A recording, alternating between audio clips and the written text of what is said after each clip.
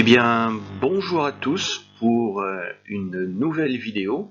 Alors, je pense que mon micro grésille un petit peu au début, mais après, ça doit aller mieux.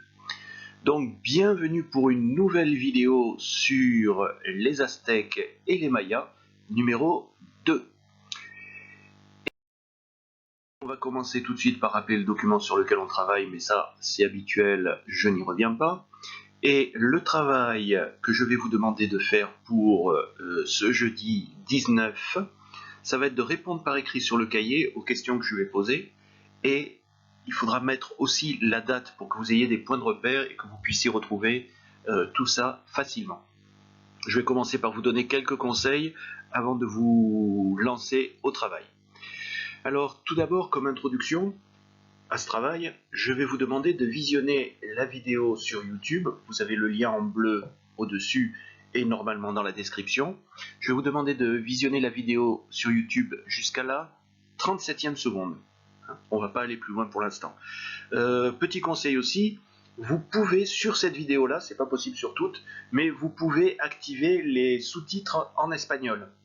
Alors vous avez de l'espagnol latino-américain dans le choix, donc c'est ce que je vous recommande, plutôt que l'espagnol généré automatiquement. Et ça vous permettra de comprendre plus facilement, je dirais même d'entendre plus facilement tout ce qui est dit dans la vidéo. Donc n'hésitez pas à le faire. Ensuite, toujours pour s'approprier le texte et le connaître mieux, le comprendre plus facilement, je vais vous demander de lire ce texte.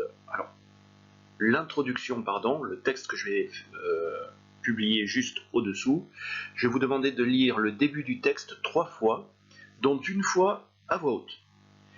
Et ensuite, vous pourrez répondre aux questions par écrit sur le cahier avec la date. Mais je crois qu'il faut d'abord, avant tout, bien lire la partie du texte que nous allons étudier, qui correspond grosso modo à ce qui est dit jusqu'à la 37e seconde. Et après seulement, tranquillement, on peut se mettre au travail. Alors, je vais observer avec vous un petit peu le texte avant de... J'ai entendu un téléphone portable. Considérez que vous êtes en classe, vous me rangez ce téléphone portable immédiatement. Donc, je disais, on va observer un petit peu ce texte avant de passer aux questions. Je ne vous le relis pas, vous entendrez un très très bon espagnol, un véritable espagnol dans la vidéo, mais on va observer d'abord le vocabulaire.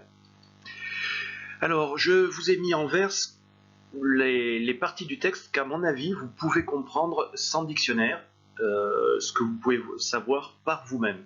Alors, on va le regarder un petit peu quand même ensemble. Alors, tout d'abord, ligne 1, vous avez ver películas.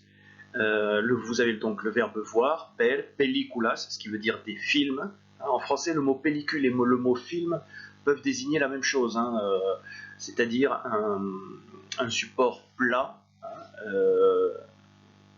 et fin. Et dans un cas, c'est juste la pellicule sur laquelle sont les images en français, et le film, ça peut être le support sur lequel se trouvent les images, et en même temps, ça peut être aussi le cinéma. En espagnol, c'est la même chose pour le mot película. Ensuite, vous avez series animadas, qui ne posent pas de problème, des séries animées. Pensez bien à prononcer le E, series animadas. Comics, bon ben ça a été adopté de l'anglais et je crois que c'est assez international. Et on vous parle donc de films, de séries animées, de comics, realizados, donc réalisés, et on vous donne l'endroit où ça a été réalisé, c'est-à-dire Latinoamérica, l'Amérique latine. Alors cette Amérique latine, vous savez que ça regroupe en théorie, c'est pas tout à fait exact, ça regroupe en théorie tous les pays qui parlent une langue latine, donc essentiellement les pays qui parlent espagnol et portugais. Je vous rappelle que le Brésil parle portugais, on ne parle pas espagnol au Brésil.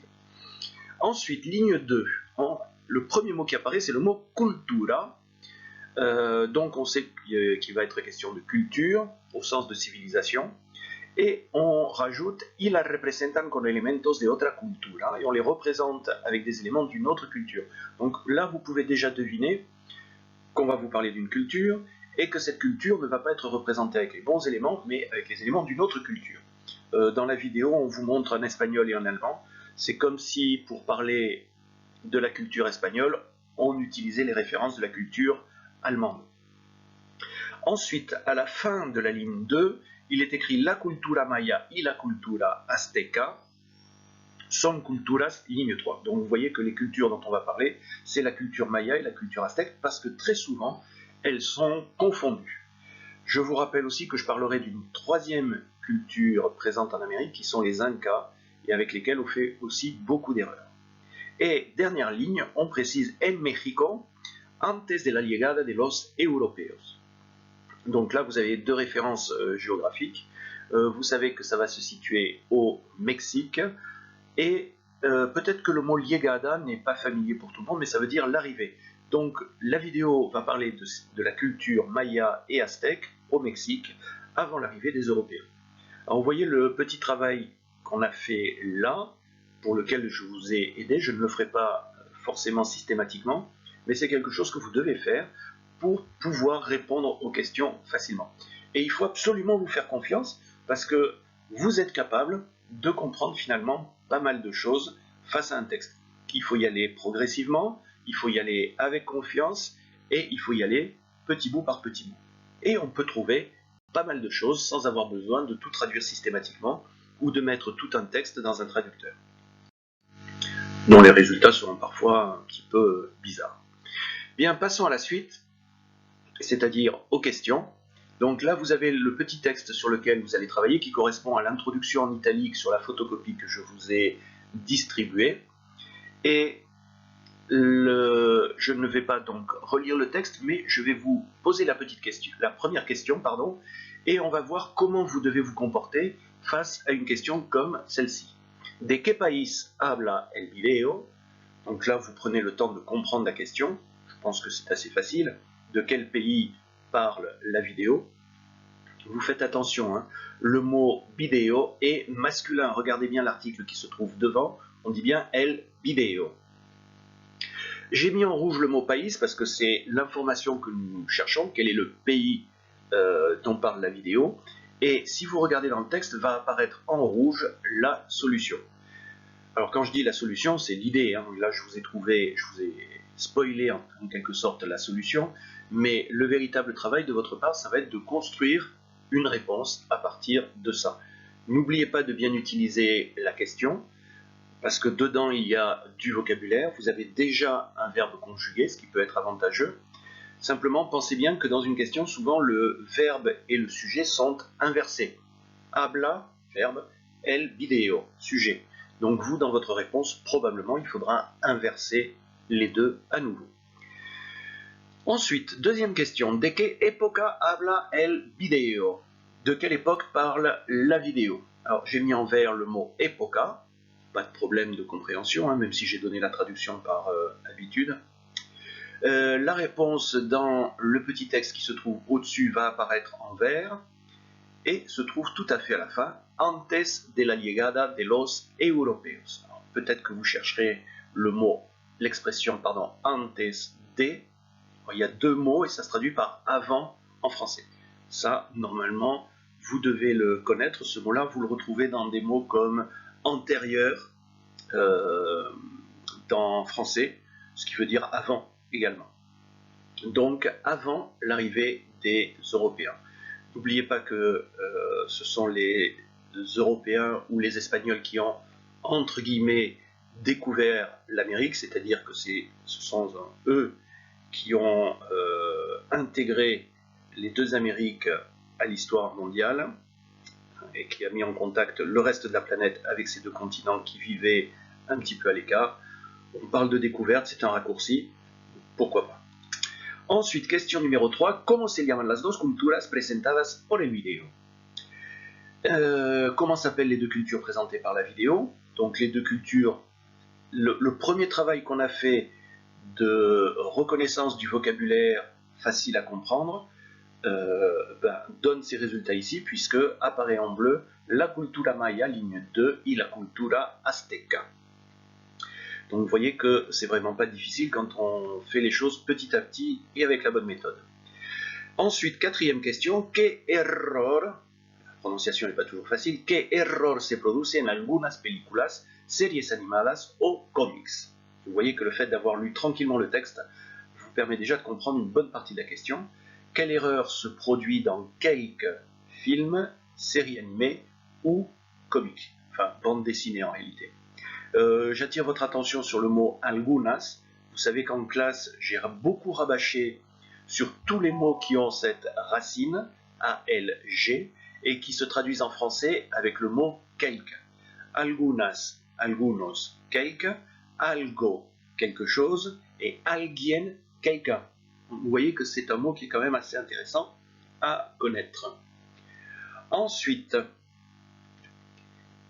dans le texte, la réponse se trouve en orange à la fois sur la ligne 1 et la ligne 2.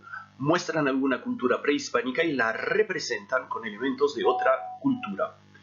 Donc en travaillant sur le vocabulaire que vous pouviez comprendre dans le texte, on a déjà débroussaillé le terrain. J'attire votre attention sur ligne 2, en début de ligne, le mot prehispánica. Et celui-là, vous pouvez le comprendre, mais en fait, grâce à la question 2, pardon, parce que ce mot-là, prehispánica, si vous l'observez bien, on peut le décomposer en deux parties. Il y a hispanica, qui se traduit en français par hispanique, mais qui peut se traduire aussi par espagnol. Et vous avez le préfixe pré, qui veut dire avant également. Et donc, ça veut dire que on parle de cultures pré-hispaniques, c'est-à-dire qui ont existé avant les Espagnols, avant que les Espagnols n'arrivent en Amérique. C'est un terme qui est important dans l'histoire de l'Amérique. On divise souvent l'histoire de l'Amérique en deux. La période pré-hispanique, on dit aussi des fois pré-colombienne parce que ça veut dire avant Christophe Colomb, pré-colombienne. Donc on parle de période préhispanique ou précolombienne et ensuite on parle de colonies, etc., etc. Ensuite, je crois qu'il est important de maîtriser le vocabulaire important du texte parce que beaucoup d'élèves trouvent que les textes sont difficiles et décourageants, mais en réalité un texte c'est très avantageux parce qu'il contient du vocabulaire et si vous l'observez bien, si vous savez faire le tri, ben, ce sont des choses que vous pouvez réutiliser dans vos propres textes, dans vos propres productions. Donc intéressant. Là, je ne vais pas vous demander de les apprendre par cœur, je vais simplement vous demander de les lire 5 fois à voix haute. Pour cela, je vous recommande de faire un copier-coller grâce au vocabulaire qui sera normalement, si je n'ai pas oublié, dans la description au-dessous de la vidéo. Donc vous allez copier-coller ce vocabulaire dans Google Traduction ou Reverso et vous allez pouvoir l'écouter grâce à l'icône haut-parleur. Vous allez avoir une prononciation tout à fait correcte de ce vocabulaire-là. J'attire votre attention dans le vocabulaire sur ABC, des fois, parfois, ce qui permet de nuancer un petit peu le propos. Le mot pellicula, parce qu'on fera souvent référence à des films. Je vous recommande en particulier notamos que, nous remarquons que, qui permet d'introduire une constatation sur le document que l'on est en train d'étudier. Je vous rappelle que le verbe montrer en espagnol se dit mostrar et que c'est un verbe à diphtongue. Le O du radical, mostrar, devient ou et quand on conjugue le verbe au présent et à certaines personnes, et ça donne muestra. Vous allez pouvoir également l'utiliser souvent pour parler d'un document. Il montre, elle montre, ça montre. Muestra que, ça montre que. Donc extrêmement intéressant à utiliser et à réutiliser. Je vous l'aurais fait copier sur le cahier, je vous aurais demandé de mettre un petit symbole dans la marge pour retrouver rapidement ce mot-là et pouvoir le réutiliser. Et je termine bien entendu par mon rabâchage, c'est-à-dire algunos, algunas, qui signifie quelques, et que vous pouvez accorder masculin et féminin. Très bien, voilà, je pense que vous pouvez maintenant vous attaquer au travail, reprenez la vidéo et suivez bien les différentes étapes, et bien entendu, bon courage!